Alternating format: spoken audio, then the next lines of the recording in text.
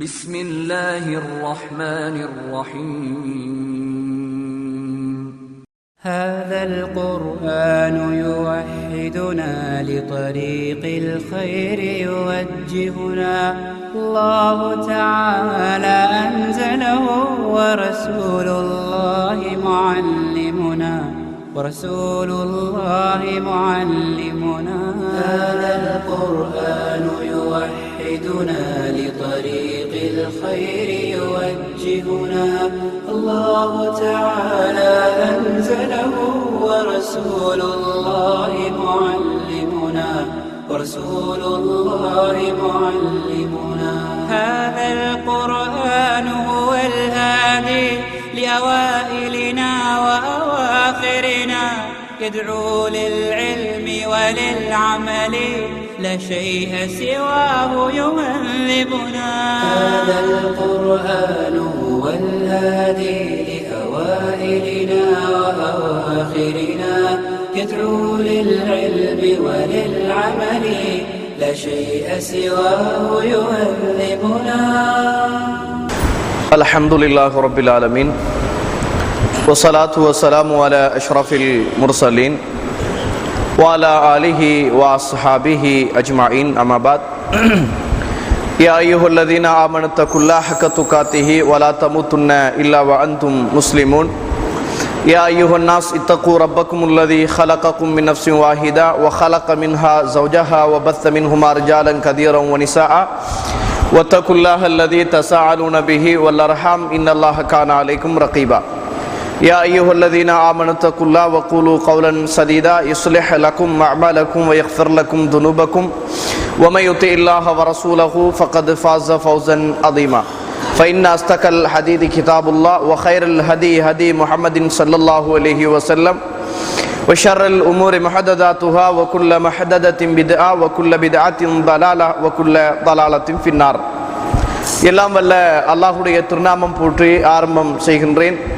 சலாத்தும் சலாமும் நபி முஹம்மது ஸல்லல்லாஹு அலைஹி வஸல்லம் அவர்கள் மீதும் அவருடைய வாழ்க்கை வழிமுறைகளை இந்த உலகத்திலே பின்பற்றி வாழ்ந்த உத்தம சஹாபாக்கள், தொடர்ந்தவர்கள், துயர்ந்தவர்கள், இன்ஷா அல்லாஹ் கியாமத்து நாள் வருகின்ற வரைக்கும் தூய்மையான இஸ்லாத்திலே வாழ்ந்து தூய்மையோடு மரணிக்க வேண்டும் என்ற நல்ல உள்ளங்கள் கொண்ட ஆண்கள், பெண்கள், வாலிபர்கள், வயோதிபர்கள், குறிப்பாக என்னையும் உங்களையும் ஈண்டெடுத்து அறிவையும் அன்பையும் ஊட்டி வளர்த்துவிட்டு எங்களுடைய கண்களையும் இந்த மண்களையும் விட்டு மறைந்து மண்ணறைகளிலே வாழுகின்ற என்றைக்குமே மறக்க முடியாத நெஞ்சங்களில் ஆழமான இடங்களை பெற்றுக்கொண்ட மரியாதைக்கும் பாசத்துக்கும் உரிய தாய் தந்தை, இந்த மண்ணுக்கு மேலே வாழுகின்ற தாய் தந்தை எல்லோர்கள் மீதும் அல்லாஹ்வுடைய அருளும் அன்பும் என்றென்றும் உண்டாக வேண்டும் என்ற இனிய பிரார்த்தனையோடு ஆரம்பம் செய்கின்றேன்.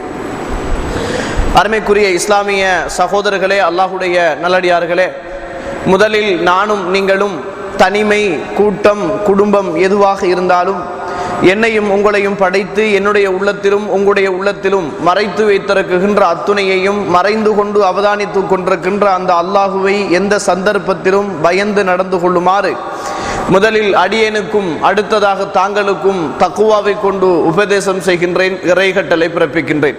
வார்த்தைகளிலே சிறந்தது அல்லாஹுடைய வேதமாகிய திருக்குர்ஆனுடைய வார்த்தைகள் என்றும், வழிகாட்டலிலே சிறந்தது நபி முஹம்மது ஸல்லல்லாஹு அலைஹி வஸல்லம் அவர்களுடைய வழிகாட்டல் என்றும், மார்க்கத்தின் பேரால் புகுத்தப்பட்ட விடயங்கள் எல்லாமே அனாச்சாரங்கள், பிதஅத்துக்கள் என்றும், அனாச்சாரங்கள், பிதஅத்துக்கள் எல்லாமே வழிகேடுகள் என்றும், வழிகேடுகள் எல்லாமே மனிதனை நரகத்துக்கு கொண்டு போய் சேர்க்கும் என்று தன்னுடைய ஒவ்வொரு சொற்பொழிவின் போதும் இந்த மனித சமுதாயத்துக்கு ஞாபகமூட்டிய அந்த பொன்மொழியை இந்த குத்துபாவுடைய நேரத்திலும் முன்மொழிந்தவனாய் ஆரம்பம் செய்கின்றேன். கண்ணியத்திற்குரிய இஸ்லாமிய சகோதரர்களே, அல்லாஹ்வுடைய நல்லடியார்களே, இன்றைய குத்துபாவிலே எங்களுடைய உள்ளங்களிலெல்லாம் இன்றைக்கு அதை ஒரு நியாமத்தாக நினைத்து பார்க்காமல் ஏதோ தானோ என்று கணக்கெடுக்கப்படாத இந்த உலகத்தில் காசுகள் இருந்தாலும், பணங்கள் இருந்தாலும், சொத்துக்கள் இருந்தாலும் அவைகளை வாங்க முடியாத ஒரு அற்புதமான ஒரு நியாமத், அதற்காக இந்த உலகத்தில் ஒரு சமுதாயம் போராடியது, அதற்காக ஒரு சமூகம் இந்த உலகத்தில் கஷ்டப்பட்டது.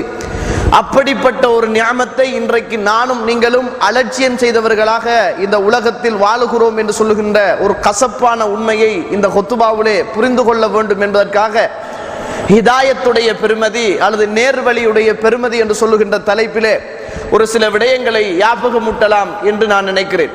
அருமைக்குரிய இஸ்லாமிய சகோதரர்களே, அல்லாஹ்வுடைய நல்லடியார்களே, இந்த உலகத்தில் ஒரு மனிதனுக்கு கொடுக்கப்பட்ட ஆக பெரிய ஒரு அருட்கொடை என்ன என்று கேட்டால், மனிதர்களில் பெரும்பாலானவர்கள் சொல்வார்கள், அல்லாஹ் ரப்புல் ஆலமீன் ஒரு அழகாக படைத்திருக்கிறான், அல்லது இந்த ஊர்ல படைத்திருக்கிறான், பிறக்க வைத்திருக்கிறான், அல்லது சொத்துக்களோடு வாழ கிருபை செய்திருக்கிறான், அல்லது அதையும் தாண்டி இன்னும் ஒன்றை சொல்வதாக இருந்தால், எங்களுடைய சமுதாயத்துக்கு மத்தியில் அல்லாஹ் ரப்புல் ஆலமீன் தந்த ஆக பெரிய ஒரு நிஅமத் என்ன அப்படி என்று நினைத்து வைத்திருக்கிறார்கள் என்று கேட்டால், இந்த உலகத்தில் முஸ்லிமான தாய் தந்தைக்கு பிறப்பது, அல்லது முஸ்லிமாக இந்த உலகத்தில் பிறந்ததுதான் அல்லாஹ் ரப்புல் ஆலமீன் செய்திருக்கின்ற ஒரு பெரிய ஒரு அருட்கொடை அப்படின்னு நினைப்பதை பார்க்கிறோம்.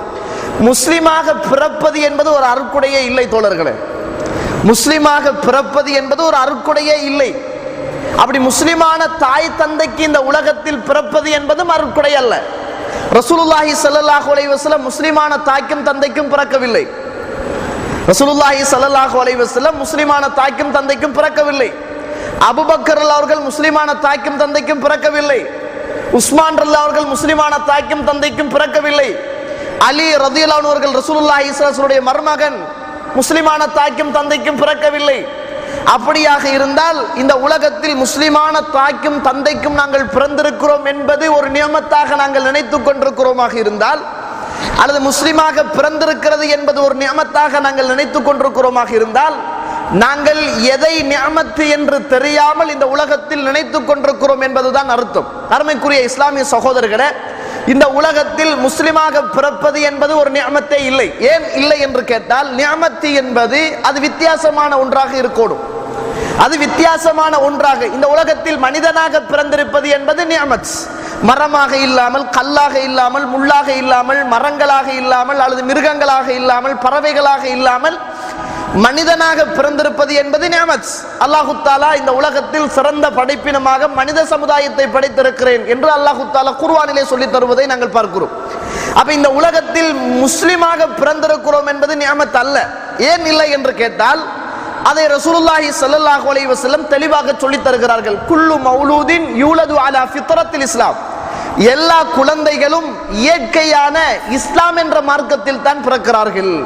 அப்ப இந்த உலகத்தில் தமிழர்களுக்கு பிள்ளைகள் பிறந்தாலும், முஸ்லிம்களுக்கு பிள்ளைகள் பிறந்தாலும், இந்துக்களுக்கு பிள்ளைகள் பிறந்தாலும், பௌத்தர்களுக்கு பிள்ளைகள் பிறந்தாலும், கத்தோலிகர்களுக்கு பிள்ளைகள் பிறந்தாலும், கடவுளே இல்லை என்று சொல்லுகின்ற நாஸ்திகனுக்கு பிள்ளைகள் பிறந்தாலும், எல்லா குழந்தைகளும் பிறக்கிற போது பிறப்பிலே இஸ்லாம் என்ற மார்க்கத்தில் தான் பிறக்கிறது. அவர்களுடைய தாயும் தந்தையும் தான் அந்த பிள்ளைகளை நெருப்பு வணங்கிகளாக அல்லது சிலை வணங்கிகளாக மாற்றுகிறார்கள் என்றார்கள் ரசூலுல்லாஹி ஸல்லல்லாஹு அலைஹி வஸல்லம். அப்ப இந்த உலகத்தில் எல்லோரும் பிறக்கிற போது இஸ்லாத்தில் தான் பிறக்கிறார்கள். எல்லா குழந்தைகளும் பிறக்கிற போதே பிறப்பில் இஸ்லாமாகத்தான் இருக்கிறது. ஆனால் சில நேரங்களில் அதனுடைய தாயும் தந்தையும் மாற்று மதத்தை பின்பற்றுகிற நேரத்தில் அந்த தாயையும் தந்தையையும் அந்த பிள்ளை கன்று அந்த வழிகாட்டின் பக்கம் போய்விடுகிறது. நாங்களும் அப்படித்தானே இஸ்லாம் என்று எதையெல்லாம் இந்த உலகத்தில் செய்து கொண்டிருந்தோம், மார்க்கம் என்று எதையெல்லாம் உலகத்தில் செய்து கொண்டிருந்தோம், நாங்கள் அல்லாஹ்வுடைய தூதர் காட்டித் தராத, இஸ்லாம் சொல்லித் தராத ஊர் வளமைகளை எல்லாம் மார்க்கம் என்று தானே நினைத்துக் கொண்டிருந்தோம். எங்களுடைய பள்ளி வாயிலுக்குள்ளேயே கபறுகளை கட்டி வைத்து அந்த கபறுகளுக்கே பூஜைகள் செய்து, அந்த கபருக்கே ஊதுபத்திகள் நாங்கள் பத்த வைத்து, அந்த கபருக்கே காணிக்கைகள் போட்டு, அந்த கபரடியிலே சென்று நாங்கள் பிரார்த்தனை செய்கின்ற மக்களாத்தானே நாங்கள் இருந்திருக்கிறோம். அப்ப முஸ்லிமாக நாங்கள் பிறந்தாலும் சரியான இஸ்லாத்தை விளங்காத மக்களாகத்தானே இந்த உலகத்தில் வாழ்ந்திருக்கிறோம். முஸ்லிமாக பிறந்தாலும் ஊர் வளமை என்றும், ஊர் கட்டுப்பாடு என்றும், பெரிய பள்ளி என்றும், சிறிய பள்ளி என்றும், ஊருடைய ஒரு தனித்துவமான கட்டுப்பாடு என்றும், அது இஸ்லாத்துக்கு உடன்பட்டாலும் இஸ்லாத்துக்கு முரண்பட்டாலும் ஊருக்குத்தான் ஒத்துப்போக வேண்டும் என்று இஸ்லாத்தை எல்லாம் விட்டு விட்டு வழிகாட்டப்பட்டோம் தானே தோழர்களே. இப்போதுதானே அல்லாஹ்வுடைய உதவியினால் தூய்மையான இஸ்லாம் என்றால் என்ன, ஏகத்துவம் என்றால் என்ன, அல் குர்ஆன் என்றால் என்ன, சுன்னா என்றால் என்ன என்று சொல்லுகின்ற சங்கதியை நானும் நீங்களும் படித்திருக்கிறோம். அப்படியாக இருந்தால் இந்த உலகத்தில் ஒரு மனிதன் ஹிதாயத்தோடு, நேரிய பாதையோடு, அல் குர்ஆனோடு, சுன்னாவோடு இந்த உலகத்தில் வாழ்வதுதான் இந்த உலகத்தில் ஒரு மனிதனுக்கு கிடைக்குகின்ற ஆகப்பெரிய நியமத் என்பதை மறந்துவிடக் கூடாது. இன்றைக்கு எத்தனையோ பேர்களை பாருங்கள், ஆலிம்களாக இருக்கக்கூடியவர்கள், மதரசாக்களிலே சென்று 7 வருஷம் ஓதியவர்கள், அல் குர்ஆனை படித்தவர்கள், சுன்னாவை படித்தவர்கள் எத்தனையோ பேர்களுக்கு இந்த தூய்மையான கொள்கை இன்னுமே விளங்காமல் இருக்குது என்றால் அல்லாஹ் ரப்புல் ஆலமீன் எனக்கும் உங்களுக்கும் இதை விளங்கப்படுத்தியிருக்கிறானாக இருந்தால் இந்த இடத்தையே ஏகத்துவ பிரச்சாரம் செய்கின்ற ஒரு இடமாக அல்லாஹ் தஆலா மாற்றி வைத்திருக்கிறான் என்றால் இதை பார்த்து சந்தோஷப்படுவதா, இதை பார்த்து கவலைப்படுவதா? ஆனால் இன்றைக்கு மக்கள் இதை பார்த்து கவலைப்படுகிறார்கள், இதை பார்த்து கண்ணீர் வடிக்கிறார்கள், இதற்காக சூழ்ச்சிகள் செய்கிறார்கள், இதற்காக தந்திரங்கள் செய்கிறார்கள். எதற்காக செய்கிறீர்கள்? நேர்வழிக்கு எதிராக செய்கிறீர்கள். நேர்வழி என்றால் என்ன என்று தெரியாமல் இருக்கிறீர்கள். நாங்களும் ஒரு காலத்தில் அப்படித்தான் இருந்தோம். இன்ஷா அல்லாஹ் அல்லாஹ்வுடைய நாட்டப்படி உங்களுக்கெல்லாம் ஹிதாயத் இருக்குமாக இருந்தால், நேரிய வழியை அல்லாஹ் ரப்புல் ஆலமீன் தருவானாக இருந்தால், சில நேரங்களில் எங்களை போல துடித்த நீங்கள் புரிந்து கொண்டால் அமைதி காணுவீர்கள் என்பதை மறந்துவிடக் கூடாது. அருமைக்குரிய இஸ்லாமிய சோதர்களே, பாருங்கள், இந்த ஹிதாயத்துடைய பெருமதி, இந்த நேர்வழியுடைய பெருமதி, நாங்கள் எல்லாம் அதை ஒரு பெருமதியாக பார்ப்பதே இல்லை. எதை பெருமதியாக பார்க்கிறோம்? உலகத்தில் நல்ல வீடோடு வாழ்வது, சொத்தோடு வாழ்வது, சுகத்தோடு வாழ்வது, அரசியல் பின்புலம் இருப்பது, அல்லது ஆட்சி அதிகாரங்கள் இருப்பது, ஒரு தலைமைத்துவம் இருப்பது, அல்லது ஒரு ஊரை கட்டுப்பாடோடு வைத்திருப்பதைத்தான் நாங்கள் எல்லாம் ஒரு நியமத்தாக நினைக்கிறோம். தோழர்களே, ஒரு நியமத் இந்த உலகத்தில் ஒரு மனிதனுக்கு கிடைக்கின்ற அருட்கொடைகளில் ஆகப்பெரிய ஒரு அருட்கொடை என்ன என்று கேட்டால் அது ஹிதாயத், நேரிய வழி என்பதை மறந்துவிடக் கூடாது. ஆனால் அதற்காக நாங்கள் கஷ்டப்படுவது கிடையாது, அதற்காக தியாகம் செய்வது கிடையாது, அதற்காக கால நேரங்களை ஒதுக்குவது கிடையாது. தோழர்களே, எதற்கு ஒதுக்க வேண்டுமோ அதற்கு ஒதுக்குவது கிடையாது, எதற்கு ஒதுக்க கூடாதோ அதற்காக கஷ்டப்பட்டு கொண்டிருப்பதுதான் நாங்கள் ஹிதாயத்து என்றால் என்ன, பலாலத்து என்றால் என்ன, நிஅமத்து என்றால் என்ன என்பதை தெரியாமல் வாழ்ந்து கொண்டிருக்கிறோம் என்பது அர்த்தம். அருமைக்குரிய இஸ்லாமிய சோதர்களே, நீங்கள் பார்க்கலாம், அல்லாஹ் ரப்புல் ஆலமீன் அல் குர்ஆனிலே அர்ஸல ரசூலஹு பில் ஹுதா வ தீனில் ஹக் லியுظஹிரஹு அலத்-தீனி குல்லி வலவ் கரிஹல் முஷ்ரிகூன். அல்லாஹ் தஆலா ரசூலுல்லாஹி ஸல்லல்லாஹு அலைஹி வஸல்லம் அவர்களை அனுப்பியதை பற்றி சொல்கிற போது அர்ஸல ரசூலஹு, அவனுடைய ரசூலை அல்லாஹ் தஆலா அனுப்பினான், பில் ஹுதா, நேரான பாதையை கொண்டுதான் அல்லாஹ் தஆலா அனுப்பினான். இந்த உலகத்தில் அனுப்பப்பட்ட எல்லா நபிமார்களும் எதற்காக அனுப்பப்பட்டார்கள் தெரியுமா? மக்களை நேரான பாதையின் பக்கம் அழைத்து வர வேண்டும் என்பதற்காகத்தான் இந்த உலகத்திலே அல்லாஹ் தஆலா நபிமார்களை அனுப்பினார். ஆதம் அலைஹிஸ்ஸலாத்து வஸ்ஸலாம் அவர்கள் தொடக்கம் கடைசியாக வந்த முஹம்மது ஸல்லல்லாஹு அலைஹி வஸல்லம் அவர்கள் வருகிற வரைக்கும் அதுதான் அல்லாஹ்வுடைய நோக்கமே அன்றி வேறு எதுவுமே கிடையாது. ஆட்சி, அதிகாரம், பூமி, அது இது, பார்லமென்ற கதிரைகள், அப்படி இப்படி அது எதுவுமே இல்லை, நத்திங். எல்லோரும் அனுப்பப்பட்ட நோக்கம் இந்த உலகத்தில் நேரான பாதையையும் நேர்த்தியான கொள்கையையும் அல் குர்ஆனை நேசிக்குகின்ற சமுதாயத்தையும் சுன்னாவை நேசிக்குகின்ற சமுதாயத்தையும் ஹிதாயத் என்றால் என்ன என்று சொல்லி படிக்குகின்ற, ஆய்வு செய்கின்ற, அதற்கு பின்னால் போராடுகின்ற, அதற்காக உயிரை கொடுக்குகின்ற மக்களை உருவாக்க வேண்டும் என்பதற்குத்தான் இந்த உலகத்திலே நபிமார்கள் அனுப்பப்பட்டார்கள். ஆனால் அந்த நபிமார்களுக்கு கிடைத்த பாக்கியம் எனக்கும் உங்களுக்கும் கிடைத்திருக்கிறது. ஒவ்வொரு நாளைக்கும் தொழுகையிலே ஓதுகிறோம், கருத்துக்கள் தெரியாமல் ஓதுகிறோமா அல்லது தெரிந்து கொண்டு பெருமதியை அறிந்து கொள்ளாமல் ஓதுகிறோமா? இஹ்தினஸ் ஸிராத்தல் முஸ்தகீம் ஸிராத்தல் லதீன அன்அம்த அலைஹிம் கைரில் மக்தூபி அலைஹிம் வலத்தாலீன். என்ன தோழர்களே, ஒவ்வொரு தொழுகையிலும் இந்த சூரத்துல் ஃபாத்தியாவை ஓதவில்லை என்றால் அந்த தொழுகை கூடாது. நாம் தொழுகின்ற தொழுகை சூரத்துல் ஃபாத்திஹா ஓதப்படவில்லை என்றால் அந்த தொழுகை கூடாது.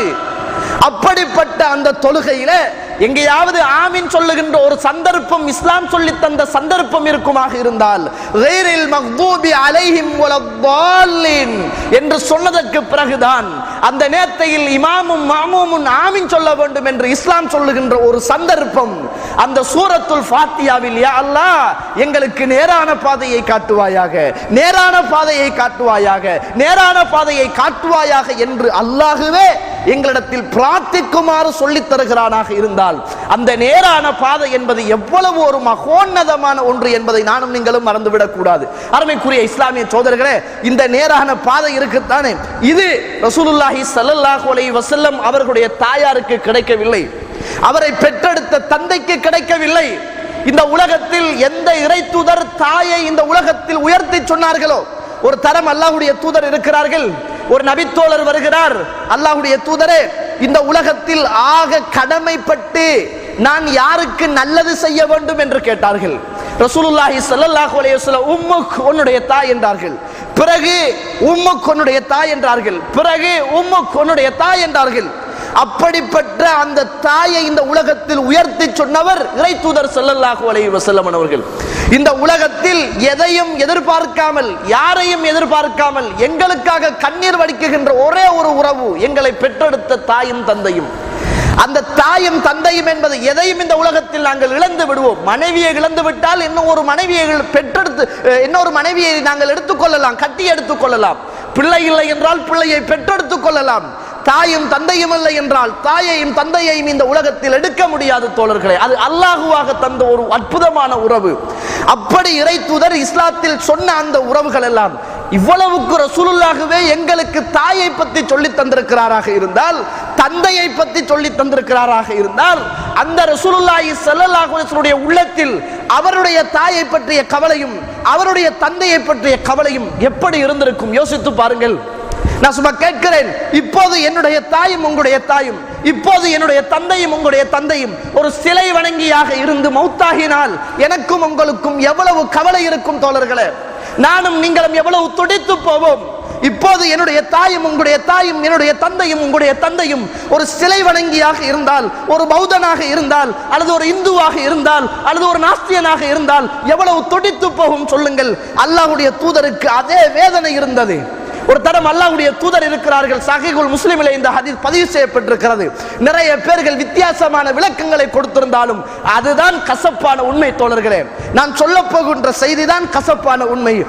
ஒரு வந்து கேட்கிறார், யா ரசூலுல்லாஹ், அல்லாஹ்வுடைய தூதரே, என்னுடைய தந்தை மௌத்தாகி விட்டார், எங்கே இருப்பார் என்று கேட்டார்கள். ஜாஹிலியா காலத்திலே என்னுடைய தந்தை மௌத்தாகி விட்டார், எங்கே என்று கேட்டார்கள். ரசூலுல்லாஹி ஸல்லல்லாஹு அலைஹி வஸல்லம் பின்னார், அவர் நரகத்திலே என்றார். உன்னை பெத்தெடுத்த தந்தை நரகத்தில் என்றார்கள் ரசூலுல்லாஹி ஸல்லல்லாஹு அலைஹி வஸல்லம். வந்த மனிதர் அழ ஆரம்பிக்கிறார், வந்த மனிதர் அழ ஆரம்பிக்கிறார். முகம் மாறி போகிறது, கல்பு நொந்து போகிறது. எனக்கு கிடைத்த பாக்கியம், எனக்கு கிடைத்த நேர்வழி என்னை பெற்றெடுத்த தந்தைக்கு கிடைக்கவில்லையே என்று அழ ஆரம்பிக்கிறார். ரசூலுல்லாஹி ஸல்லல்லாஹு அலைஹி வஸல்லம் போனவரை அழைத்து, அபி, என்னுடைய தந்தையும் உன்னுடைய தந்தையும் நரகத்தில் என்றார்கள் ரசூலுல்லாஹி ஸல்லல்லாஹு அலைஹி வஸல்லம். எந்த இறை தூதர் இந்த உலகத்தில் எந்த சத்தியத்தை கொண்டு தந்தார்களோ, எந்த சுன்னாவை இந்த உலகத்தில் நடைமுறைப்படுத்த வேண்டும் என்று சொன்னார்களோ, அந்த இறை தூதருடைய தாய்க்கும் தந்தைக்கும் கிடைக்காத ஒரு பாக்கியம் எனக்கும் உங்களுக்கும் கிடைத்திருக்கிறது என்றால் அந்த பாக்கியத்தை நானும் நீங்களும் எப்படி பயன்படுத்த வேண்டும் தோழர்களே? அல்லாஹ்வுடைய தூதர் சொல்கிறார்கள், முஸ்லிமிலே பதிவு செய்யப்பட்டிருக்கின்ற ஹதீஸ், என்னுடைய தாயுடைய கபரை நான் பார்க்க வேண்டும் என்று அல்லாஹ்விடத்தில் கேட்டேன். என்னை பெற்றெடுத்த தாயுடைய கபரை பார்க்க வேண்டும் என்று நான் அல்லாஹ்விடத்தில் கேட்டேன். கபரடியிலே போய் பார்ப்பதற்கு அல்லாஹ் எனக்கு அனுமதி தந்தான். அவருக்காக பிரார்த்திப்பதை அல்லாஹ் தஆலா தடை செய்து விட்டான் என்றார்கள்.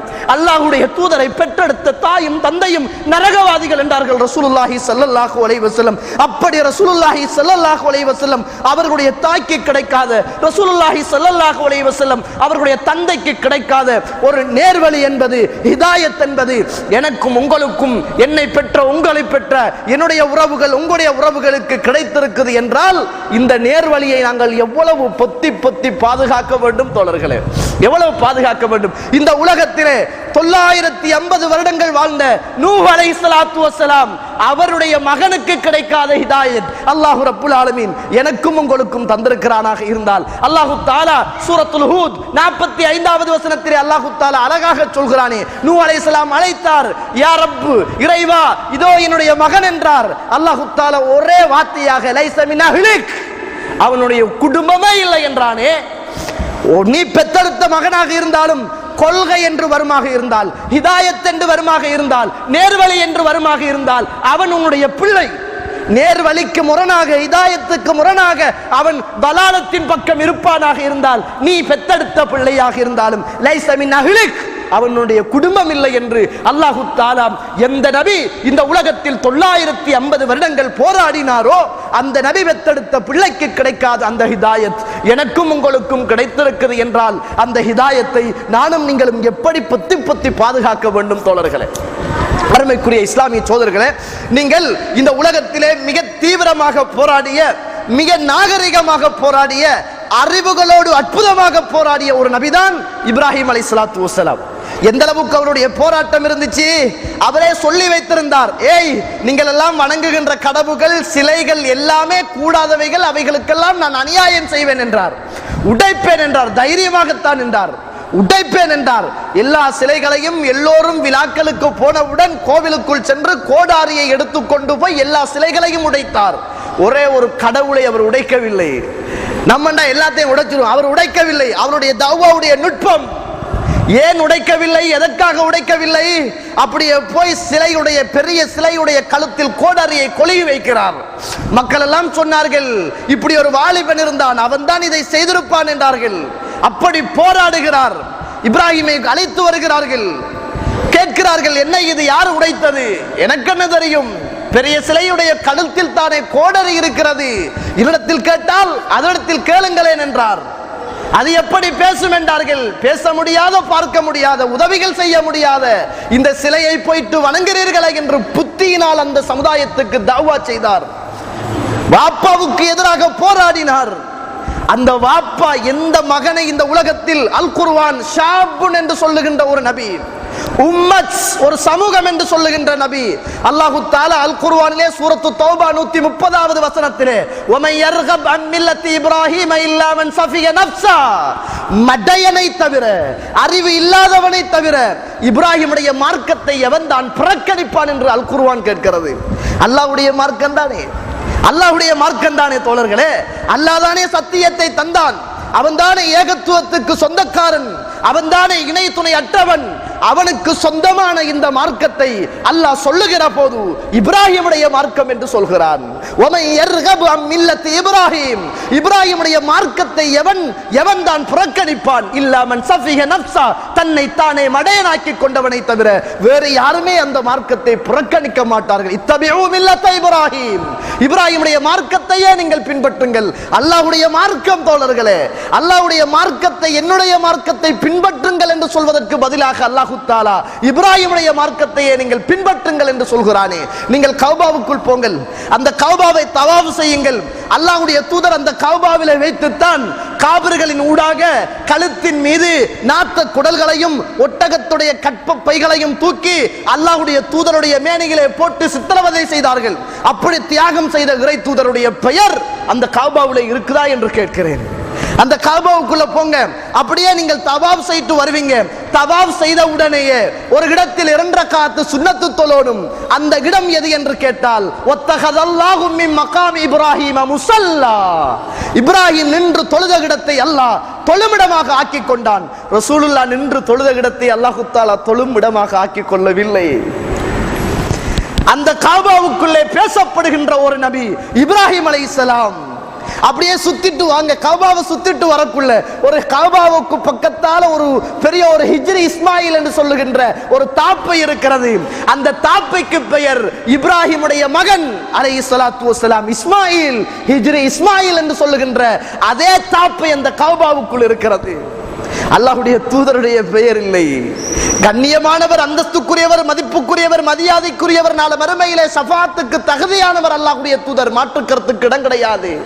ஆனாலும் அந்த கஅபாவுக்குள்ளே நீங்கள் பார்த்தால் இப்ராஹிம் நின்ற தொழுத இடம் என்ற ஒரு தொழுத இடத்தை உமர் அவர்கள் ஒரு தரம் வருகிறார்கள். யா ரசூலுல்லாஹ், அல்லாஹ்வுடைய தூதரே, இப்ராஹிம் நின்று தொழுத இடத்தை நாங்களும் தொழுமிடமாக ஆக்கி கொண்டால் என்ன என்று கேட்டார்கள். கேட்ட உடனே அல்லாஹு தஆலா வானத்திலிருந்து வத்தகதல்லாஹு மின் மகாமி இப்ராஹீம முஸல்லா, இப்ராஹிம் நின்ற தொழுத இடத்தை அல்லாஹு தஆலா தொழுமிடமாக ஆக்கிவிட்டான் என்று வஹியை அல்லாஹு தஆலா அறிவித்தான் தோழர்களே. அப்படியே சுத்திட்டு வரக்க ஹிஜ்ரி இஸ்மாயில் சுத்திட்டு வந்ததுக்கு பிறகு போவீங்க நீங்க சஃபாவுக்கும் மர்வாவுக்கும். சஃபாவில் ஏறுகிற போதும் மர்வாவில் ஏறுகிற போதும், சஃபாவில் ஏறுகிற போதும் மர்வாவில் ஏறுகிற போதும் இப்ராஹிம் அலைஹிஸ்ஸலாத்துடைய மனைவி ஹாஜர், அவருடைய மகனின் ஊடாக கிடைத்த ஒரு அற்புதமான நீர் ஜம்சம், அந்த நீரை எல்லாம் பெற்று தந்த ஒரு குடும்பம் இப்ராஹிம் அலைஹிஸ்ஸலாத்துடைய குடும்பம். அவர் தானே அந்த நீரை எல்லாம் பெற்று தந்த குடும்பம் இப்ராஹிம் அலைஹிஸ்ஸலாத்துடைய குடும்பம். இன்றைக்கு எனக்கும் உங்களுக்கும் புத்தளத்துல நல்ல தண்ணி இல்லை என்றா யார்கிட்டையாவது வேலைக்காரன்ட்டு அல்லது ஓட்டோ ஓடுகிறவர்கிட்ட காசை கொடுத்து ஒரு 10 லிட்டர் தண்ணி அல்லது 2 கலன் தண்ணியை கொண்டு போடச்சுன்னா போட்டுட்டு போய்த்துருவாங்க. நல்ல சுத்தமான தண்ணி, மினரல் வாட்டர் கிடைக்கும். ஆனால் இலங்கையிலிருந்து, இந்தியாவிலிருந்து, உலகம் முழுவதிலும் இருந்து சொத்தை பெற்றுக்கொண்ட ஒவ்வொரு ஹாஜிகளும் அந்த கஅபாவுக்கு போகிற போது கோட்டை கலட்டி எறிந்துவிட்டு, சூட்டை கலட்டி எறிந்துவிட்டு, ஷூவை கலட்டி எறிந்துவிட்டு, தைத்த ஆடைகள் என்று ஏதோ ஒன்று வைத்திருக்கிறார்கள். அப்படியெல்லாம் இல்லை. ஆனால் கபன் துணியை உடுத்துக்கொண்டு ஒரு ஏழையை போல அந்த காபாவிலே போய் ஒரு போத்தலோடு அலைவான். ஒரு சொட்டு சம்சம் எங்கே இருக்கும் என்று கேட்பதற்காக.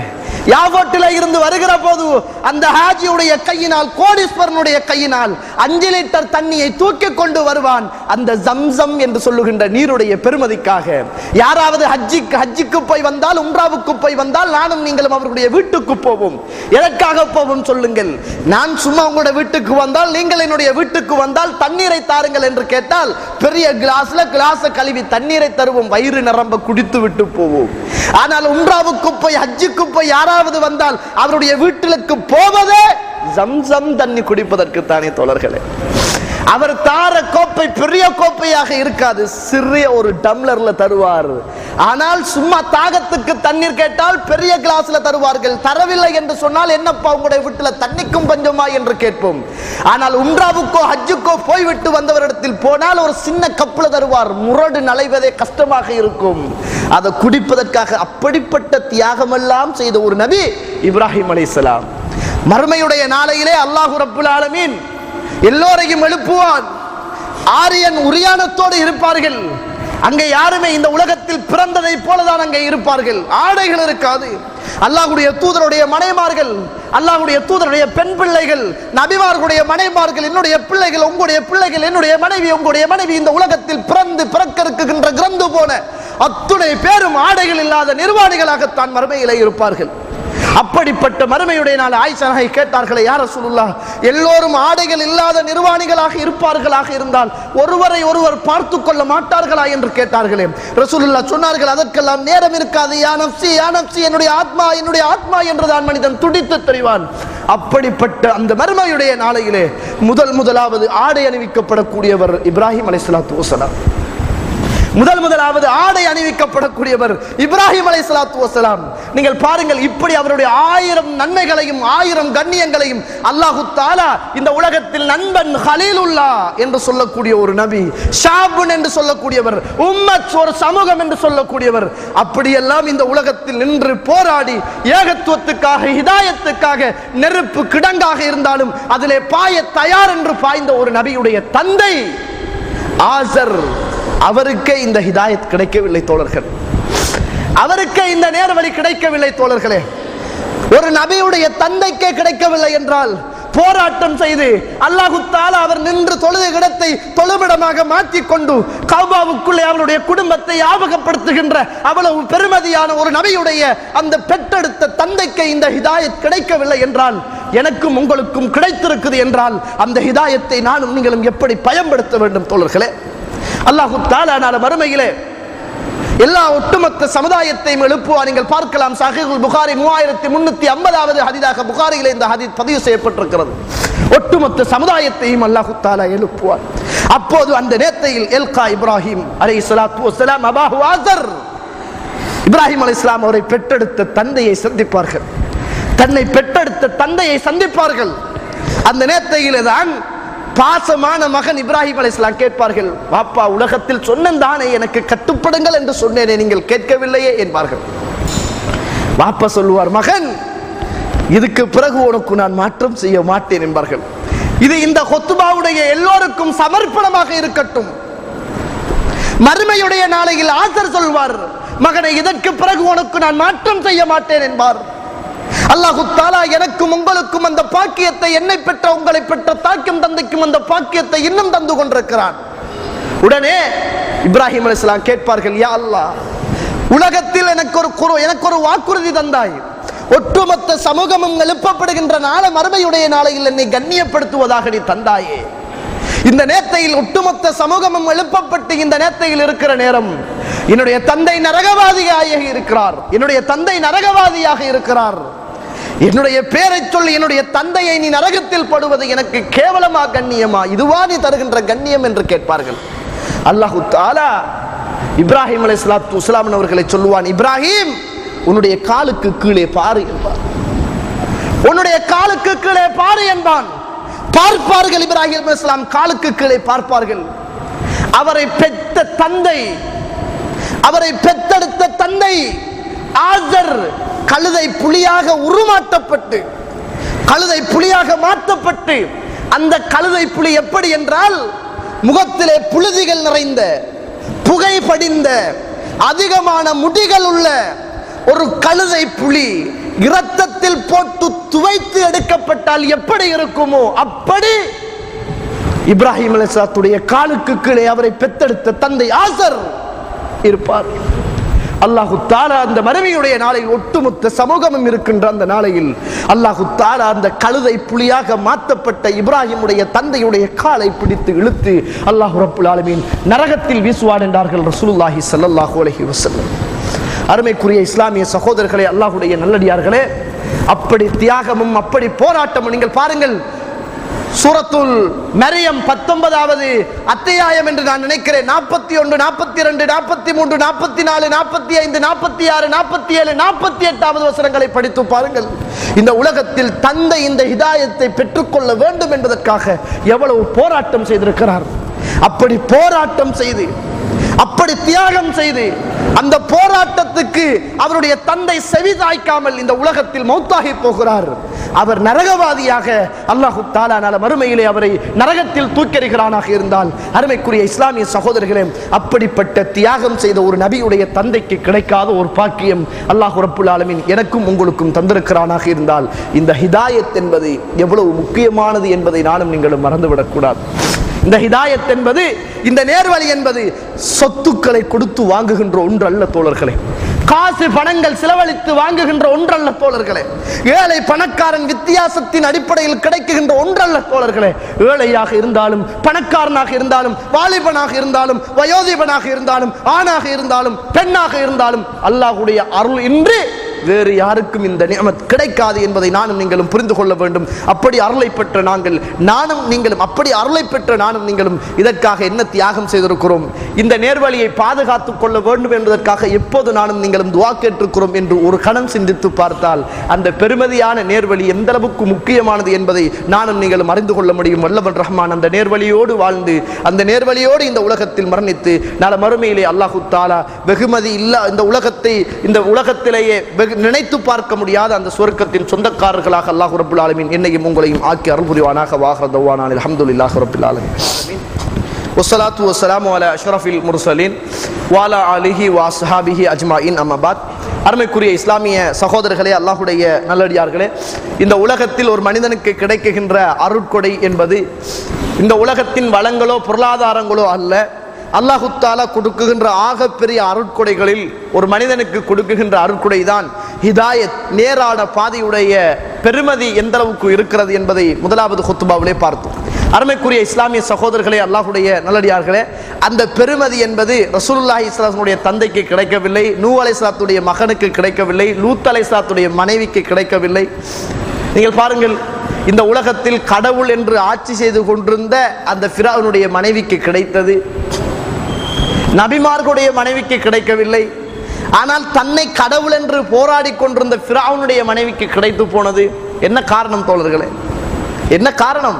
அல்லாஹ்வுடைய நாட்டம் இருந்தால்தான் இந்த ஹிதாயத் கிடைக்கும் என்பதை மறந்துவிடக் கூடாது. அல்லாஹ்வுடைய நாட்டம் இருந்தால்தான் அல்லாஹு தஆலா 2 நபிமார்களுடைய மனைவிமார்களை நரகவாதிகள், காபிர்களுக்கு, நிராகரிப்பாளர்களுக்கு உதாரணம் என்று அல்லாஹு தஆலா சொல்கிறான். இம்ராஅத்து லூத் அலைஹிஸ்ஸலாத்து வஸலாமுடைய மனைவியையும் அல்லாஹ் தஆலா சொல்லி காட்டுவதை நாங்கள் பார்க்கிறோம். அருமைக்குரிய இஸ்லாமிய, அதுக்கு முரணாக ஆட்சி அதிகாரம் கடவுள் என்று நான் தான் என்று போராடிய அந்த ஃபிரௌனுடைய மனைவிக்கு அல்லாஹ் தஆலா ஹிதாயத்தை கொடுத்து நாளை மறுமையிலே அவருக்கு சுவர்க்கம் என்று சொல்லி அவர் சுவர்க்கத்துக்காக அல்லாஹ்விடத்தில் பிரார்த்தனை செய்தார் என்று சொல்லுகின்ற சங்கதி எல்லாம் அல்லாஹ் ரப்புல் ஆலமீன் சொல்லி காட்டுகிறார். நீங்கள் பார்க்கலாம், ஸஹீஹுல் புகாரியிலே 3009வது ஹதீஸாக இந்த ஹதீஸ் பதிவு செய்யப்பட்டிருக்கிறது. ரசூலுல்லாஹி ஸல்லல்லாஹு அலைஹி வஸல்லம் ஹைபர் என்று சொல்லுகின்ற அந்த யுத்தம் நடக்குகின்ற அந்த நாளுக்கு முதல் சஹாபாக்கள் எல்லாம் இருக்கிறார்கள். ரசூலுல்லாஹி ஸல்லல்லாஹு அலைஹி வஸல்லம் சொல்கிறார்கள், நாளை நடைபெறப் போகின்ற அந்த யுத்தத்துடைய கொடியை நான் ஒருவருடைய கையிலே கொடுப்பேன். அவர் அல்லாஹுவையும் ரசூலையும் நேசிக்கிறார், அவரை அல்லாஹும் ரசூலும் நேசிக்கிறார்கள் அப்படின்னு ரசூலுல்லாஹி ஸல்லல்லாஹு அலைஹி வஸல்லம் சொன்னார்கள். இரவு ஆகுது, மக்கள் எல்லாம் பேசிக்கொள்கிறார்கள், யாராக இருக்கும் என்று பேசிக்கொள்கிறார்கள். காலை ஆயின உடனே ரசூலுல்லாஹி ஸல்லல்லாஹு அலைஹி வஸல்லம் அவர்கள் எங்கே அலி என்றுதான் கேட்டார்.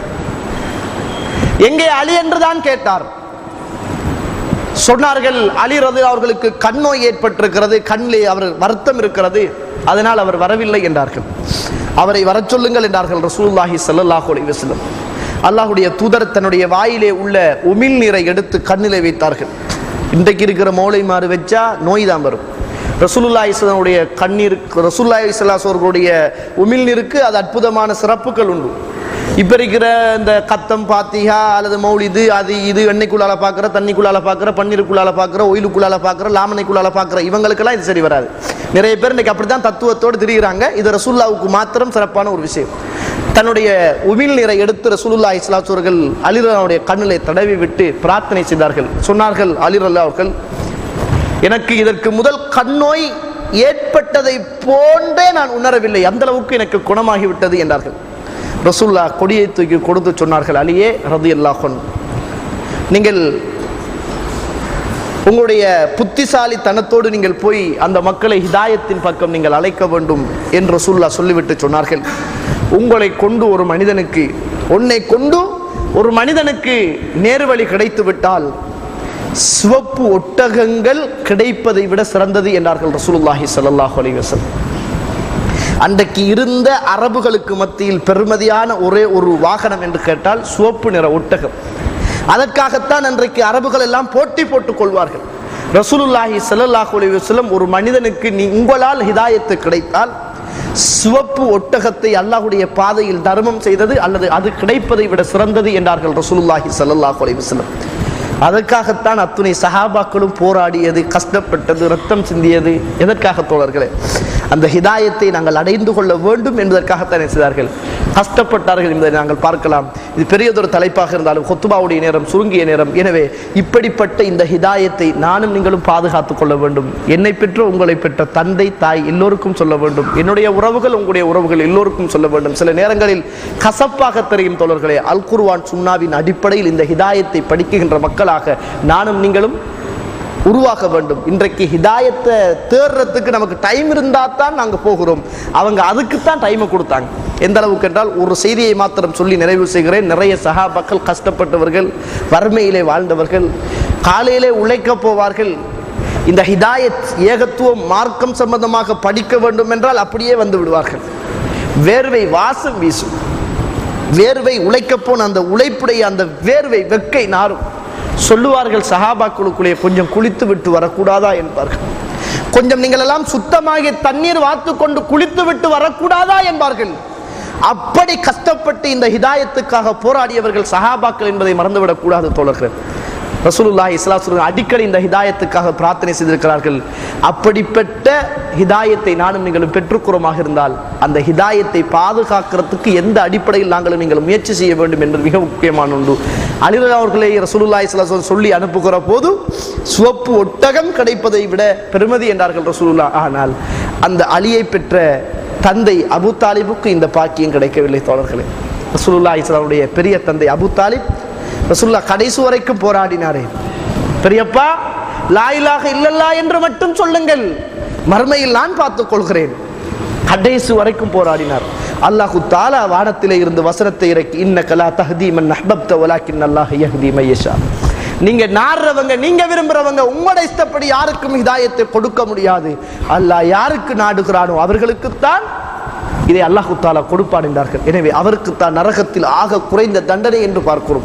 அல்லாஹ் ரப்புல் ஆலமீன் எனக்கும் உங்களுக்கும் தந்திருக்கின்ற இந்த ஹிதாயத்தை எதற்காகவோ இழந்து விடாமல், இதற்காக நாங்கள் எதையும் இழக்குகின்ற நல்ல மக்களாக மாறுவதற்கு அல்லாஹ் ரப்புல் ஆலமீன் எனக்கும் உங்களுக்கும், என்னை பெற்ற உங்களை பெற்ற தாய் தந்தை எல்லோருக்கும் அல்லாஹு தஆலா துணை செய்வானாக. வாஹிரு தஅவானா அல்ஹம்துலில்லாஹி ரப்பில் ஆலமீன்.